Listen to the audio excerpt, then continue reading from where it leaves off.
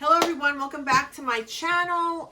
The first episode in Photoshop 2021, we talked about the new filters. So specifically, it's the Neural filters, which is the blur and smoothness, as well as the aging, the face aging, which is in the portrait filter mode.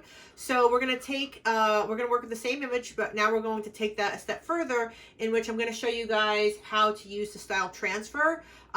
Yes, you can take the style transfer and really push your image, but we're just going to enhance our portrait a little bit, make it a little bit more creative because this is more of a creative portrait. I think we have the license to do that, considering that this is very colorful, very punchy, and I think it would work with this photograph a lot. So before I begin though, don't forget that you subscribe to my channel and you have to hit the bell icon so you get notifications when the next episode of Photoshop goes live.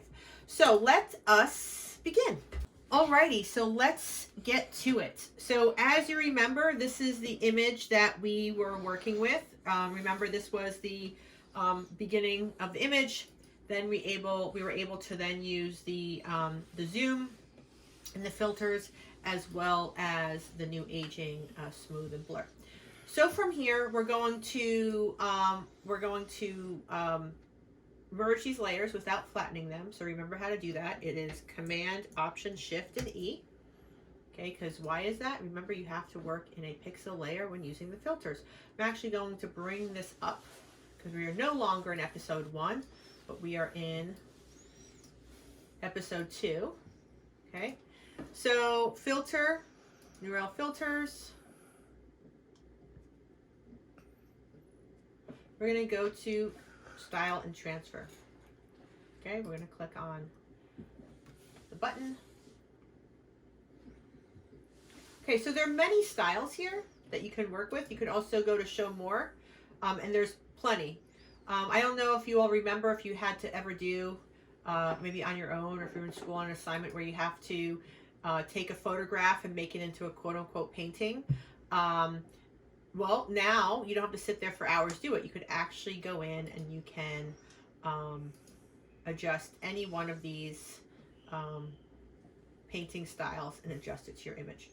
So just to keep things simple, I'm just going to click one. Now remember, not every picture is going to work. I personally, I guess this is like Cubism or Picasso. I think that this one could work with the image that I have. So I'm going to just show less. There we go, show less, so you can see the whole window. So I'm going to preserve the color. What that means, it preserves the actual color of your original file, because I like the blues and the magentas, the pastel colors. I'm going to focus on the subject. Okay, so now what I can do is I can increase or decrease the style strength. So if I really want it to be more, have more cubism in terms of the style, I can increase that in style strength, or if I want it to be less, I'm going to decrease that a little bit as well. Also too, when you're increasing and decreasing, you can see one might look a little bit more contrasty than the other. So the higher the number, it appears to be more contrasty, where the lower the number, it's less contrasty. Brush size, I'm going to actually decrease that a little bit more. So what am I doing with this image? What I like is I want to make the hair a little bit more textured, but I'm going to just decrease that style strength a little bit more. And then I'm just going to decrease that brush size a little bit more. Okay, I'm going to also blur the background. Right? So what I'm doing is I really want this hair to look like it's a painting. I want the colors to kind of blend a little bit more, so I feel like this is a really good technique. So now, am I satisfied with that? Yes. New layer, I'm going to hit OK. So obviously, sure, if you wanted to make this more of an illustration, I guess that could work, but I don't want it to be an illustration. I really want it to be just the hair. So what do I have to do? I have to go in and I have to mask. So how should you mask? Well, right now, this is a normal mask, which is white, and then I could go in, I could do everything black. But as you know, I want everything else to be covered, right? And I only want the hair to be revealed. So there's two different approaches, which leads me into something new, relatively new that came out. I'm sure you guys might know it, but if I go to my selection and if I go to select object. It's going to select the object, okay? And then what I can do here is then I could quickly use my lasso tool. I'm going to take away by hitting my option key here, right? And I can just take away the rest of this selection, like so, right? So now it's just the hair that's being selected. And what I want to do with this selection is I actually want to invert the selection, because I want the hair to be revealed and everything else to be concealed. So this might be a little bit advanced for some of you guys if you don't understand masking, so or selection. So I'm going to hit Command-Shift-I, which inverses the selection. Okay, then I'm going to hit my Command-Delete, okay, which fills everything else. Whoop, sorry, my bad. Have to make sure that I'm in the mask. Good point. So I'm going to hit sorry, now I'm going to hit Option-Delete, because my black is the leading swatch. Option-Delete. Okay, so you can see here that everything else, right, is masked out. I'm going to hit Deselect, Command-D, to deselect that selection. But you can see here, you're like, oh, well, that doesn't really look good. That's okay. B for brush.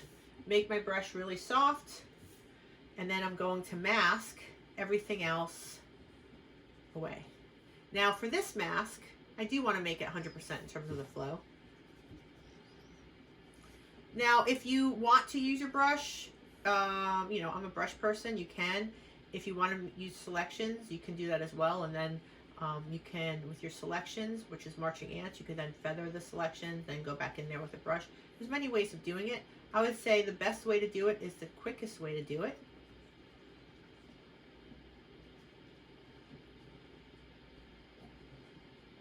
Okay, so now what I've done is I've created a look. Now, I could do the same thing. If I want to go to my selection, right, I could do my quick selection, and maybe if I want to just do the face, and then I can just come in here instead of using my brush the whole time. Let's just take a look at that mask, right? I could just, sorry, I could come in here, I could fill it black, which I did Option-Delete, right? So I did Option-Delete, filled that black. If I want to see what that mask looks like,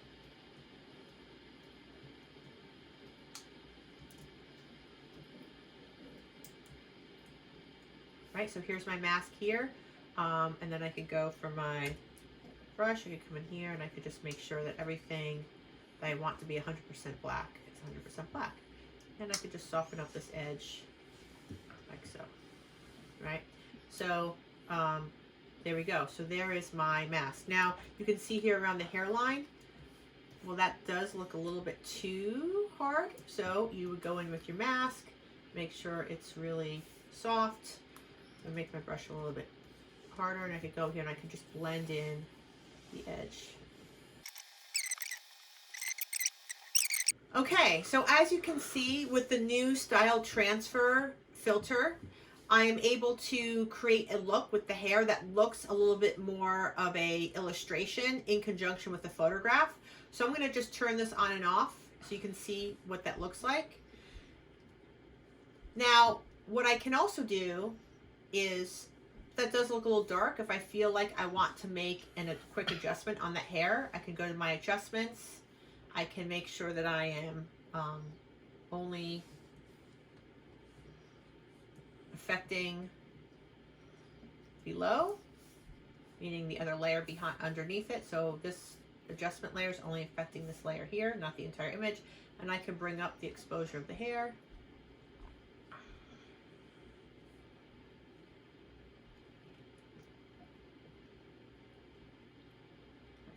A little bit too much, but there we go. There's something like that. Okay. So now if I turn that on and off, that looks a little bit better.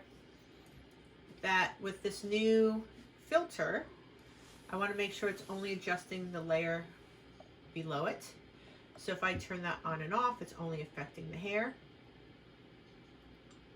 So that is how you use the new Style Transfer filter. Okay, so we're done. We've gone over a few things with this image. We're going to move on from this image. All right, so we've gone over skin smoothing and style transfer. as well as a little other parts of the filters, which would be the face aging, as well as the zoom function. But next episodes, we're going to go over in a little bit more detail the smart portrait, as well as the sky replacement. So look to those other episodes. We're going to be working with new images. In the next episodes, we're going to go over a little bit more of the Neural filters. More specifically, I'm just going to read from my screen here. We're going to do more of the smart portrait, which is, we're going to go over the expressions, which is happiness, surprise, anger, a little bit more detail in terms of creatively adjusting people's facial age, gaze, hair thickness, hair direction, light direction, as well as we're going to go over makeup transfer. That's super cool and also creepy.